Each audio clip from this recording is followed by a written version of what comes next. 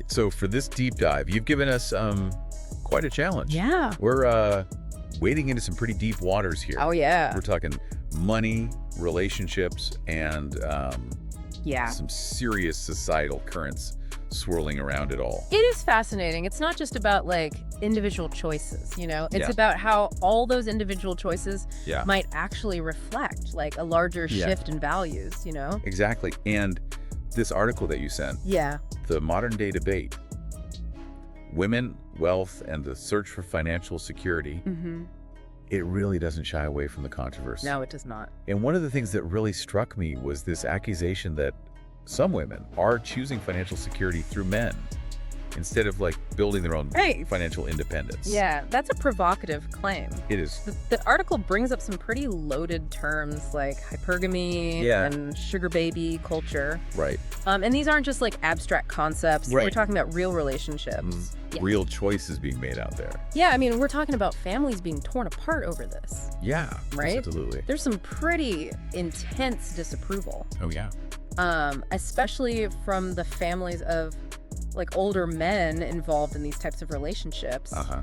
It's like they see it as just so opportunistic, maybe even like predatory. It's interesting because the article even touches upon, you know, the potential legal and emotional fallout Yeah. from these types of relationships. Things like inheritance disputes Oh, yeah. and property battles. Wow. It raises the question, like, are these relationships built on shaky ground from the start? Well, and to be fair, you know, the article does acknowledge the economic realities Oh, for sure. that might be driving some of these choices, right? I used to- It's not like every woman who marries a wealthy man is automatically a gold digger. Of course not. But that's where the deep dive comes in. Right.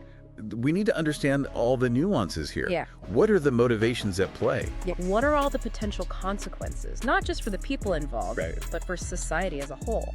Okay, so let's talk impact. Okay. The article paints a pretty stark picture It does. of what could happen if this trend continues. Yeah.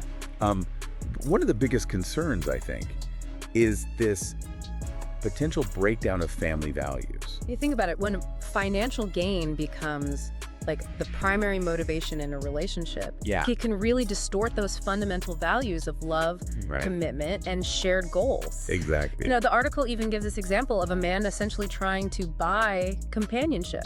Yeah, and I feel like that just sets everyone up for disappointment, Oh, yeah. right? It creates like this power imbalance right Right. from the start, and I can't imagine that's a recipe for like a healthy, fulfilling relationship. And that's where it gets really interesting, Yeah. is how do these dynamics impact the children involved? Right. You know, they're growing up seeing a very different model Yeah, of what a like loving, stable relationship looks like. exactly. What kind of message does that send about what's really important in life? It's like, are we raising a generation that believes that love is like Right. transactional? Mhm. That your worth is tied to like your bank account?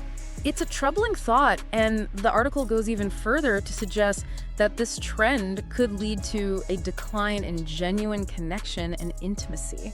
Well, I think that makes sense though. Right. If you're always wondering if someone's with you for the right reasons, Right. it's really hard to truly like open up and be vulnerable. Yeah. You're constantly like on guard looking for those ulterior motives. Right. It becomes a self-fulfilling prophecy. Right. You expect the worst, and then you end up creating the very conditions that lead to more heartbreak, Right. more infidelity, more broken families. Yeah, it's a vicious cycle. It is. And it's not even just like emotional consequences. Right. The article even links this trend to a rise in crime and exploitation. Oh, it's a chilling thought, right? It Yeah, the article highlights cases of, you know, women engaging in like manipulative marriage schemes Right. just to get like a hefty settlement in a divorce. And then you have like the flip side where you've got women resorting to these like high risk lifestyles, Right. you know, putting themselves in really vulnerable situations, all in the pursuit of like a certain standard of living. It's not even just the physical risks. The Mhm. article also delves into like the mental and emotional toll Oh, yeah, this yeah. can take on individuals. For sure. You know, the pressure to live this lavish life, to constantly keep up appearances, Right. it can be absolutely crushing. Yeah, it's like the dark side of the adagram, right? Oh, yeah. Social media just fuels this constant comparison, Mm-hmm. this insatiable desire for more, more, more. Right. And when your self-worth is tied to like material possessions Yeah. or like a certain lifestyle, Yeah. I mean, it's a recipe for disaster. The article specifically mentions like a rise in depression, anxiety, even cases of like self-harm Wow. or suicide linked to this relentless pressure to project an image of wealth Yeah. and perfection. It's heartbreaking, and it makes me wonder, like, are we setting ourselves up for a future where relationships are all about transactions, Right. not genuine connection? Right. A future where young girls believe that their worth is tied to attracting, like, a wealthy man. Right. And young men are taught to, like, view women with suspicion. That's a grim picture. But thankfully, the article doesn't leave us hanging. Right. It does offer some, potential solutions, ways to shift this narrative Yeah. and create like a more balanced and fulfilling future Yeah. for everyone. Okay, so let's talk solutions. Okay. The article puts a lot of emphasis on like empowering women through education and career development. Yeah, it's about equipping women with the tools and resources to build their own financial security. Yeah. To achieve their own goals Right. and to like define their own success. Yeah. It's about fostering the sense of self-worth that comes from within, Yeah. not from, external validation. And I imagine like a huge part of that is promoting financial literacy. Absolutely. All right, giving women the knowledge and skills Right. to manage their own money, Mm-hmm. invest wisely, Yep.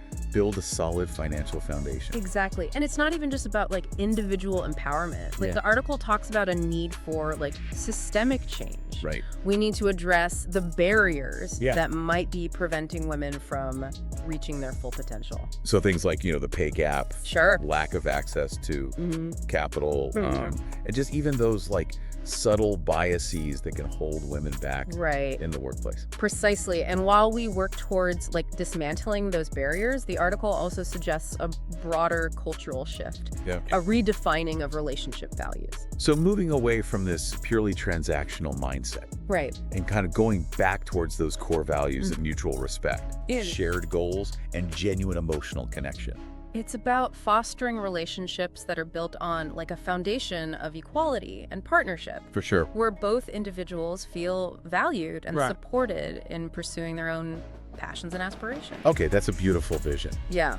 But it raises a question like, how do we actually make that happen? How Right. do we combat the influence of social media, Yeah. which just seems to constantly push this narrative of like wealth and superficiality? It's a tough challenge, but the article suggests starting with education. Okay. Especially for like young people. Yeah. We need to teach them to be like critical consumers of what they see online. Right. To understand that real wealth comes from within, Mhm. not from, the number of likes on a post or the size of your bank account. It's about teaching them that true happiness comes from, pursuing your passions, Yeah. building meaningful relationships, Exactly. and like contributing to the world in a positive way. And that's where like strong family and moral values come in. So like parents and communities playing a role in shaping those values, Absolutely. instilling a sense of self-worth that's not tied to material possessions Mm-hmm. or someone else's status. It's about fostering a sense of like responsibility, Right. both to yourself and to others. Yeah. It's about teaching young people to value like hard work, integrity, and the importance of building a life based on like solid ethical foundations. And let's be realistic, we also need to address like the legal and social safety nets, Of right? course. We need to protect vulnerable individuals from exploitation and manipulation. The article talks about the need for like stricter laws against financial fraud, Right. especially in the context of like marriage and inheritance. Yeah. We need to make sure that people can't just take advantage of others, Right. especially when it comes to like financial matters. Right. And then there's also like the social support side of things. Mm. The article mentions like mentorship programs and support groups that can provide guidance and resources to women who might be struggling Right. financially or emotionally. It's about creating like a safety net, Yeah. a community of support that Oh. can help individuals make healthy, informed choices Yeah. and avoid potentially harmful situations. So it sounds like a multi-pronged approach, Yeah. really addressing individual mindsets, Right. systemic barriers, cultural norms, and even legal protections. It's a complex issue and it requires a comprehensive response. Right. But the key takeaway here is that we can't afford to ignore it. Right. We need to have these conversations. We need to challenge our own biases, and we need to work together to create a future where everyone has the opportunity to thrive, Right. both financially and emotionally. All right, so we've covered the accusations, explored the potential consequences, and even dug into some potential solutions. But I feel like there's one more piece to this whole puzzle. The article focuses so much on women's choices and motivations. Right. But what about the men involved in these relationships? Oh, that's a really important point. Right. You know, the article focuses on one side of the equation, but these are like two-person relationships. Yeah. It makes you wonder, what are the men seeking Exactly. in these arrangements? Right. Are there men out there who are also prioritizing financial security Right. or social status Yeah, through relationships? for sure. Maybe even feeling pressured to achieve a certain level of wealth Right. in order to attract a partner. It flips the script, doesn't it? Yeah, it does. We often talk about women feeling the pressure to marry up. Right. But could there be a similar pressure on men Right. to achieve financial success as like a marker of their desirability? And what happens when those expectations clash with reality? Right. What if a man feels like he has to compromise his own values or goals in order to meet those societal pressures? It's a whole other layer to this conversation, and one that I think deserves a lot more attention. Yeah. You know, are we setting up both men and women for a cycle of disappointment Right. and resentment by emphasizing wealth and status Right. as like the primary markers of a successful relationship? It's a powerful question, and it makes me think about like even our own biases.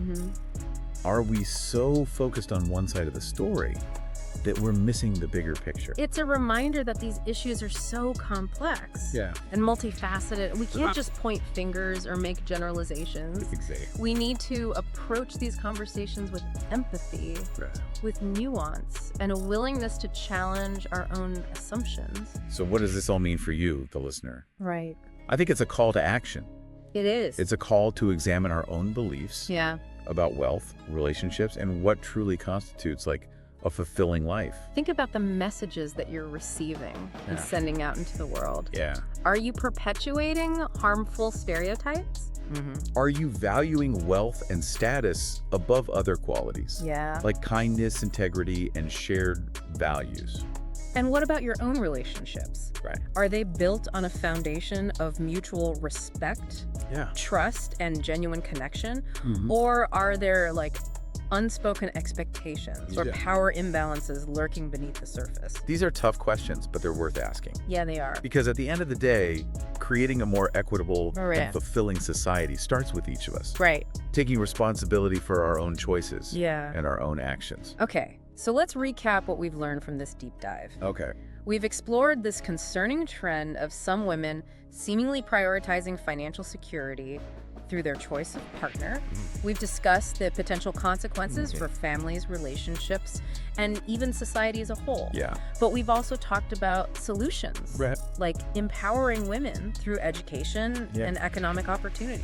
Shifting our focus towards relationships built on shared values and genuine connection, Absolutely. and addressing those systemic barriers that perpetuate inequality and limit individual potential. It's a complex issue, but I think this deep dive has shown that it's not just a women's issue. Yeah, It's a human issue. it is. It's about creating a world where everyone feels valued, respected, and empowered to pursue their own version of a fulfilling life. I love that. So another deep dive successfully navigated. Oh, we did it. I hope you found this as thought-provoking as we did. Yes. Keep those wheels turning, keep asking those tough questions, and remember, a fulfilling life is about so much more than the size of your bank account.